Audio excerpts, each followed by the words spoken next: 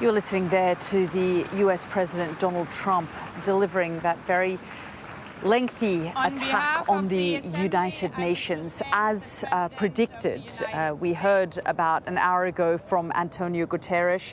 More than an hour ago, 2 hours ago, we heard from Antonio Guterres, who talked about uniting the world, who talked about it's time to make the right choices now. And Donald Trump, all leaders have roughly about 15 or 20 minutes to speak. Donald Trump spoke there for almost an hour, and in that quintessential Donald Trump style, moved away from what was written down for him. He criticized the teleprompter and said it wasn't working. Eventually it did start working, but it only felt like at the very end of that speech did he start to return to the words on his paper. But he treated it almost like a campaign. The campaigns where we see Donald Trump going into different directions with no real structure and direction. He had a lot of the same sorts of themes that he has had in the past. He talked about the US economy and how much it's thriving now because of the last 8 months since he and his administration have come into power. He talked about open borders and the fact that no illegal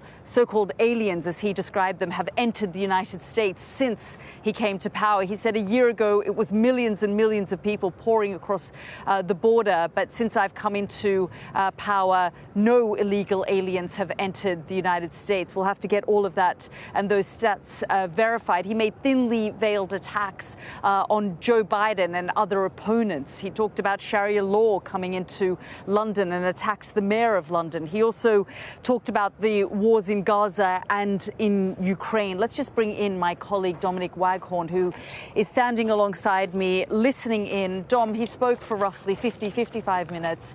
It felt very much like Donald Trump. At times we weren't quite sure where he was going with some of the speech. And then it was right at the very end, I felt that he did the job he was supposed to do and just talk about uniting the world rather than dividing it. Yeah, if there was a kind of loftier theme, he only got to it at the end, didn't he? But as you say, he kind of went on and off script all the way through this epic speech. And as you say, they normally speak for about a maximum of 15 minutes. But this sounded like any one of his election campaign speeches. You know, he talks about when he goes to stadiums and he talks for 2.5 hours, 3 hours, going on a weave, and he went on a weave with this script. It was kind of loosely based on whoever wrote it for him, but he sort of went off on a tangent any number of times, didn't he? And clearly, you know, we're used to American presidents and other world leaders using this forum as a place, a venue to appeal to loftier ideas, to galvanise global support, to get countries to rally behind a sort of more noble mission. And what we got from Trump instead was what sounded, at the beginning at least, sounded like a campaign speech. He was propagandising.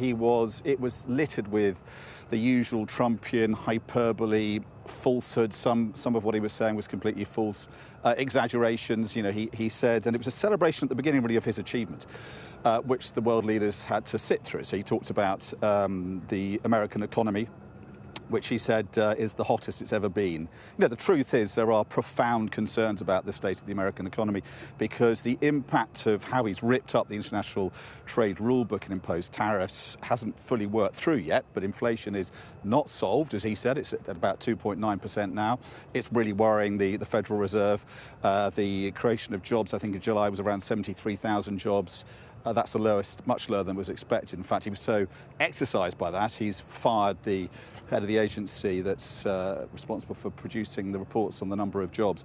He then got into what he believes to be one of his greatest achievements, which is controlling immigration, getting rid of all illegal immigration across the border, which he's very proud of. But then he used that as a kind of platform to attack Europe. And he said European countries are going to hell because they're not controlling their open borders. And that is sort of quintessential Trumpian ideology. He believes, as do the MAGA movement behind him, that countries should be able to completely control their borders. So that was an attack point for him. And as you say, he went on a number of sort of fairly bizarre attack points, said London's heading towards Sharia law, had a go at Sadiq Khan. And then really on this sort of theme of renewables, he said that they don't work. He was beginning to sound like a kind of old man speaking to himself in Central Park on that point, wasn't he? He was sort of ranting away and then went back to the speech again.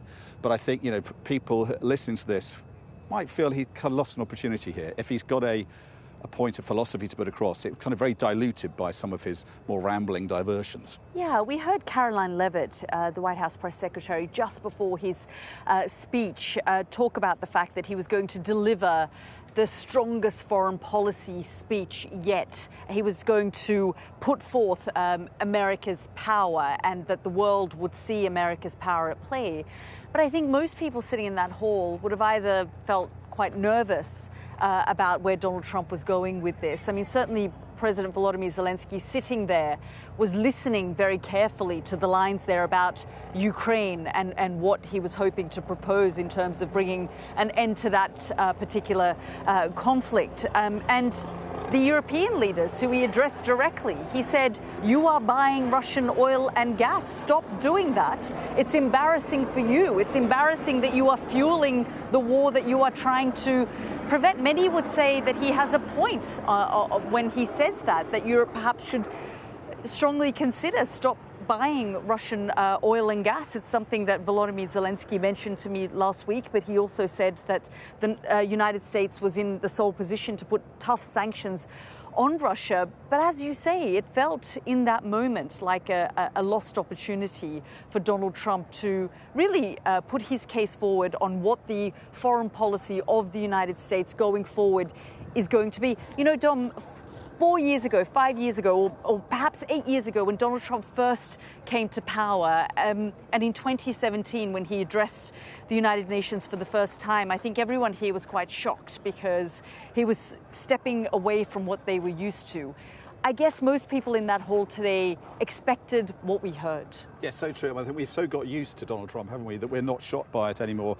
In 2017, he said Kim Jong-un was called on the Rocket Man, said he was on a suicidal mission, and he said he was prepared to destroy North Korea if that was required. It's obviously shocked the arena and shocked observers, but we've got used to his kind of rhetoric. The next year, 2018, he was actually laughed at because he said that in 2 years he's achieved more than any other administration. And that kind of derisive, mocking laughter took him by surprise. You know, this speech was as full of hyperbole and exaggerations as that speech, but no laughter this time around, because I think the world has got sort of, got used to taking Donald Trump seriously. So when he goes off on a kind of weave about the UN building, and he said that the teleprompter, all he's got out of the UN, he said, was a teleprompter, a broken teleprompter and a broken escalator. And then he got back into one of his sort of previous obsessions, which he did offer help to renovate the building. It wasn't accepted, and he's very unhappy about the way the building here has been renovated. And he sort of he couldn't really help himself. He had to talk about that as well. But this is a world where we have wars, consuming large regions of the world. And on Ukraine, the only help he could offer there was an offer to impose the kind of severe sanctions that allies of his, Lindsey Graham and others on Capitol Hill, have ready and have had ready for months to impose on Russia, to hit Vladimir Putin where it will really hurt him, his oil trade. And he's come up with another reason not to do that. And he said a few weeks ago he found out the European nations were buying Russian energy, and he's kind of worked out now that he doesn't need to do anything until that stops. And actually yesterday, Hungary's foreign minister on the plaza up there was saying that that's not going to happen. Hungary's not going to stop buying hydrocarbons. Hungary, of course, led by a man who is an ally of Donald Trump. So there's a kind of lock there on Donald Trump not doing more to restrain Vladimir Putin, even though I think most observers are pretty astonished that so many European nations, Hungary, Slovakia, France, Italy, Spain, Belgium, all still buying millions, if not billions of euros worth of Russian energy.